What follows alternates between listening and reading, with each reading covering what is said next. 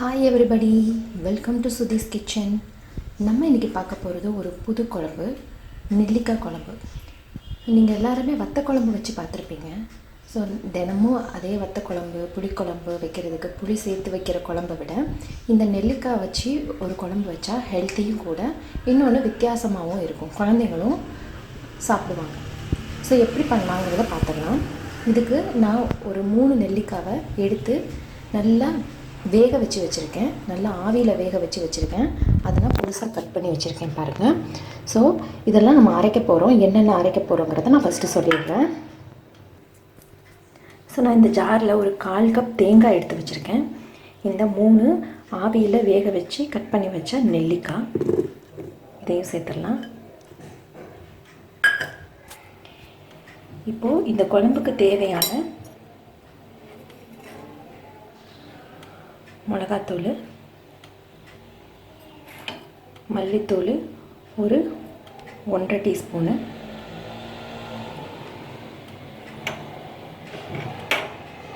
சீரகத்தூள் ஒரு 1/4 டீஸ்பூனு.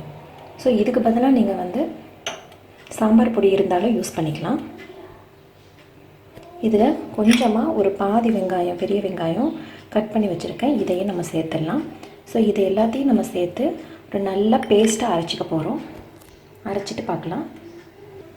இப்போ பாருங்கள், நல்ல மையாக அரைச்சி எடுத்து வச்சாச்சு. இப்போ ஒரு கடாயில் கொஞ்சமாக நல்லெண்ணெய் விட்டுக்கலாம்.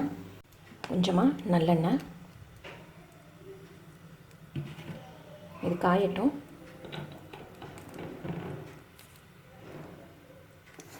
கொஞ்சமாக கடுகு உளுத்தம் பருப்பு நல்லா வெடித்ததுக்கப்புறமா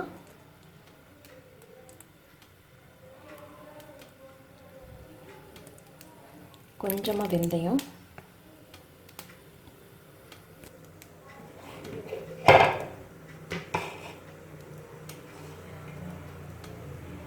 கருவேப்பிலை,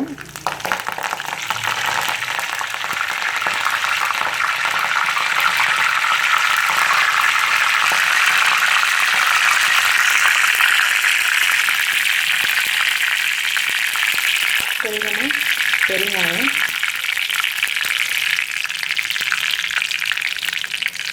அப்புறமா இந்த கட் பண்ணி வச்சுருக்க ஒரு வெங்காயமும் ஒரு பூண்டும் இதை போட்டு நல்லா பொன்னிறமாற வரைக்கும் வறுத்துக்கலாம்.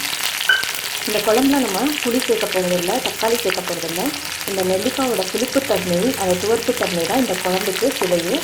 ஸோ புளி சேர்க்காமல் என்னைக்காவது ஒரு நாள் இந்த மாதிரி குழம்பு வச்சு பாருங்கள். இதில் நிறைய விட்டமின் சி இருக்குது. குழந்தைங்களுக்கு ரொம்ப ரொம்ப நல்லது விட்டமின் சி. நம்ம பாடியில் நல்ல இம்யூனிட்டி கிரியேட் பண்ணும். அதனால் விட்டமின் சி நிறைஞ்ச பொருட்களை நிறைய சேர்த்துக்கோங்க.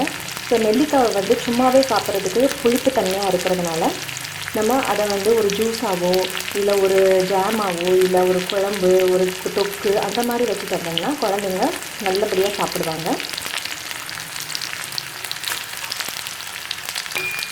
நல்லா வதக்கிக்கலாம். இது கிட்டத்தட்ட ஒரு வத்தக்குழம்பு மாதிரி தான் இருக்கும். ஆனால் என்ன வித்தியாசம் அப்படின்னா, அந்த புளியோடைய சுவைக்கு பதிலாக இந்த நெல்லிக்காயோட சுவை, அந்த டேஸ்ட் இருக்கும். நல்லா வதக்கட்டும். ஸோ இதில் நான் கொஞ்சமாக மஞ்சள்தூள், கொஞ்சமாக உப்பு சேர்த்து நல்லா வதக்கிக்கிறேன்.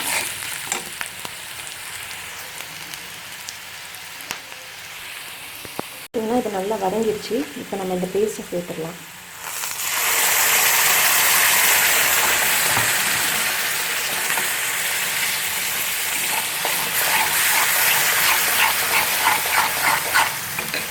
இதில் கொஞ்சம் நல்லா தண்ணி சேர்த்து நம்ம கொதிக்க விட்டுறலாம். ஸோ இதை நம்ம நல்லா மூடி போட்டு நல்லா ஒரு 10 மினிட்ஸுக்கு நல்லா சிம்மில் வச்சு வேக வைக்கலாம். ஒரு 10 நிமிஷம் கழித்து பார்க்கலாம் நம்ம குழம்பு எப்படி ரெடியாக இருக்குன்னு. ஸோ பார்த்திங்கன்னா நம்மளோட குழம்பு நல்லா ரெடி ஆகிடுச்சு. எண்ணெயெல்லாம் பிரிஞ்சு சைடில் வந்துடுச்சு. எண்ணெயெல்லாம் ஊஸ் அவுட் ஆகிடுச்சு. ஓகே, இப்போ நம்ம இதில் கொஞ்சமாக வெல்லம் சேர்த்துக்கலாம். ஏன் வெல்லம் சேர்க்குறோம் அப்படின்னா, எப்பயுமே நெல்லிக்காய் விட்டமின் சியோட அயன் நம்ம எடுத்துக்கும் போது ரெண்டுமே, விட்டமின் சியும் சரி அயனும் சரி, நம்ம பாடி நல்லா அப்சர்வ் பண்ணும். அதனால் எப்போயுமே விட்டமின் சியோட அயன் எடுத்துக்கணும். உங்களுக்கு தெரியும் வெள்ளத்தில் அயன் இருக்குது. ஸோ இதை ரெண்டத்தையும் நான் சேர்த்து 1 நிமிஷம் கொதிக்க விட்டால் போதும். அந்த வெள்ளத்தோட டேஸ்ட்டு வந்து இதில் இறக்கிடும். இதை வந்து சூடாக சாதம் போட்டு கிளறி சாப்பிட்டாலும் நல்லாயிருக்கும். இதை தொக்கு மாதிரி வச்சு இட்லி, தோசை இதுக்கெல்லாம் கூட செஞ்சு சாப்பிட்லாம். ஸோ உங்களுக்கு இந்த ரெசிபி பிடிச்சிருக்குன்னு நினைக்கிறேன். இந்த ரெசிபி பிடிச்சிருந்தானா இதே மாதிரி ரெசிபிஸ் நம்ம சேனலில் அப்லோட் ஆகணும்னு நினச்சிங்கன்னா என்னோடய சேனலை சப்ஸ்கிரைப் பண்ணுங்கள், ஷேர் பண்ணுங்கள், கமெண்ட் பண்ணுங்கள், லைக் பண்ணுங்கள். Thanks from Sudhi's kitchen.